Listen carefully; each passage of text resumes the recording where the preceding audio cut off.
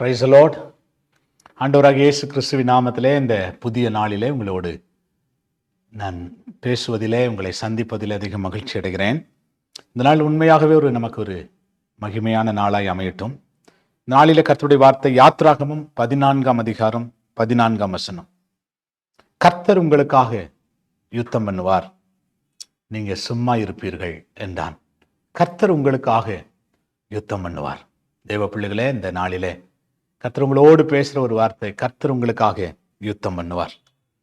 ஐயா, எங்களுக்காக யாருமே யுத்தம் பண்ண இல்லையே, சத்ரு எங்கள் தலைக்கு மேலே ஏறி போய் கொண்டிருக்கிறார்களே, பலவிதமான மனிதர்கள் எங்களுக்கு விரோதமாக எழும்பி எங்களை பயமுறுத்தி கொண்டிருக்கிறார்களே.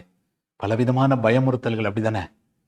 பலவிதமான பயமுறுத்தல்கள். வேலை செய்கிறவங்களுக்கு வேலை எப்போ போவோமோ ஒரு மிதமான பயமுறுத்துதல். பலவிதமான காரியங்களிலே நாம் பயமுறுத்தப்பட்டு கொண்டிருக்கிறோம்.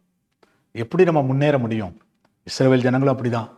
அவங்களுக்கு முன்னாடி செங்கடல், பின்னாடி பார்த்தீங்கன்னா பார்வோன் அவனுடைய ரதங்கள், வலது பக்கம் இடது பக்கம் பார்க்குறாங்க, ஒரே வனாந்தரம், ஒரே மணல். எங்க தப்பி செல்வதென்றே அவங்களுக்கு தெரியல. சோர்ந்து போயிட்டாங்க. எங்களுக்காக யுத்தம் பண்ண ஒருத்தரும் இல்லையே, எங்களுக்காக பரிந்து பேச ஒருவரும் இல்லையே, எங்கள் நீதியை நிலைநாட்ட ஒருவரும் இல்லையே, எங்களுக்கு இந்த வனாந்தரத்தில் வழிகாட்ட ஒருவரும் இல்லையே. ஆண்டவரே, நாங்கள் இந்த வனாந்தர வாழ்க்கையில மடிந்து போய்விடுவோமோ, இதுவே எங்களுக்கு நிரந்தரமாய் போயிருமோ, மறுபடியும் நாங்கள் எகிப்துக்கு போயிடுவோமோ, மறுபடியும் எகிப்தினுடைய அடிமைத்தனம் எங்களுக்குள்ளே போயிடுவோமோ என்கிற ஒரு விதமான கலக்கத்தோடு இருக்கிற கர்த்தருடைய பிள்ளைகளே, நீங்க சும்மா இருங்க. கர்த்தர் உங்களுக்காக யுத்தம் பண்ணுவார். சும்மா இருக்கிறதுனா தூங்கிக்கிட்டே இருக்கிறது அல்ல.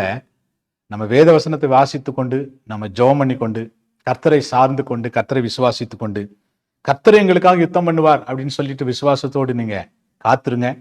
உங்களுக்காக கர்த்தர் யுத்தம் பண்ணுவார். எந்த இடத்துல உங்களுக்கு சத்ரு எழும்பினானோ கர்த்தர் யுத்தம் பண்ணுவார். கர்த்தர் யுத்தம் பண்ண ஆரம்பிச்சிட்டாருன்னா ஒரு சத்ருவும் நமக்கு முன்னாடி போக முடியாது. கர்த்தர் யுத்தம் பண்ண ஆரம்பிச்சிட்டாருன்னா ஒரு காரியமும் நம்ம தடை பண்ண முடியாது. நமக்கு ஆண்டவர் வைத்திருக்கிற முன்னேற்றத்தை, ஆண்டவர் நமக்கு கொடுத்திருக்கிற மேன்மையை, ஆண்டவர் நமக்கு கொடுத்திருக்கிற உயர்வை, ஆண்டவர் நமக்கு கொடுத்திருக்கிற ஆசீர்வாதத்தை ஒரு சத்ருவும் தடுக்க முடியாது. ஏனென்றால் நமக்காக யுத்தம் பண்ணுகிற கர்த்தர் அவர் நம்மோடு கூட இருக்கிறார். ஜெபிக்கலாமா? நல்ல ஆண்டவரே, நாங்க ஜெபம் பண்றப்பா, கர்த்தர் உங்களுக்காக யுத்தம் பண்ணுவார், நீங்க சும்மா இருப்பீர்கள் என்ற வசனத்தின்படி அப்பா, எங்களுக்காக யுத்தம் பண்ணுகிற கர்த்தர், எங்கள் நீதியை விளங்க பண்ணுகிற கர்த்தர், எங்கள் நீதியை நிலைநாட்டுகிற கர்த்தர், எங்களுக்காக நீர் யுத்தம் பண்ணுகிறீரப்பா. எங்களுக்கு விரோதமாக இருக்கிற இந்த பலவீனம், எங்களுக்கு விரோதமாக இருக்கிற போராட்டம், எங்களுக்கு விரோதமாக இருக்கிற இந்த பிரச்சனை, எங்களுக்கு விரோதமாக இருக்கிற மனிதன், எங்களுக்கு விரோதமாக இருக்கிற மனுஷனுடைய வல்லமைகள், ஆண்டவரே யுத்தம் பண்ண போறீங்க. அதற்காக ஸ்தோத்திரம். அதை நாங்கள் தேடி காணாதிருக்க போகிறோம். அப்படிப்பட்ட ஒரு ஆசீர்வாதத்தை கர்த்தர் தரப்போகிறீர். அதற்காக ஸ்தோத்திரம்.